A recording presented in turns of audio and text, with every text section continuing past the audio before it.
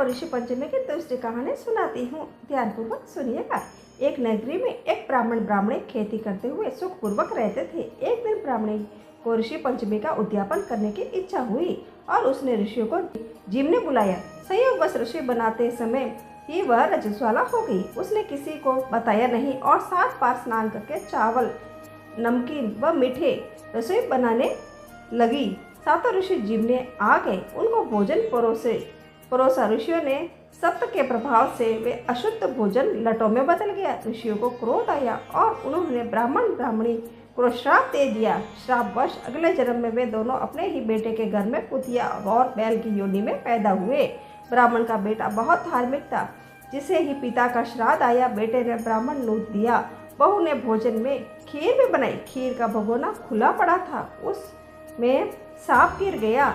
ये कुतिया देख रही थी और मन में सोचने लगी कि जो भी इस खीर को खाएगा वह मर जाएगा और मेरे बेटे बहू को पाप लगेगा। उसने खीर में मुंह डाल दिया। बहू ने देखा और उसे गुस्सा आ गया। उसने चूल्हे से लकड़ी निकाली और कुतिया की कमर पर दे मारी। फिर से धो मांज कर रसोई बनाई। ब्राह्मण को जिमाया पर कुतिया को कुछ नहीं दिया। रात हुई, कुतिया बैल के पास आ पूरी बात सुनाने लगी।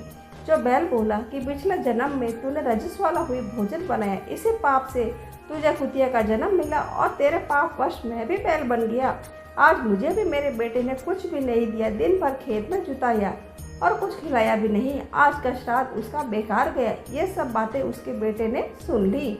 उठकर बैल को चारा दिया, कुतिया को भोजन खिलाया, वह पानी पिलाया। मन में बहुत पछताने लगा। दिन उगते ही वह जंगल में गया। उसे ऋषि मिले। उनके पैर पड़ सब बात बताई और पूछा, मेरे माँ बाप की मुक्ति का उपाय बताइए। ऋषि बोले कि भाद्रवा में चांद के पखवाड़े की पंचमी को व्रत करके सप्तऋषियों की पूजा करना, कहानी कहना व माँ बाप को पुण्य देना। ऐसा 7 वर्ष करे।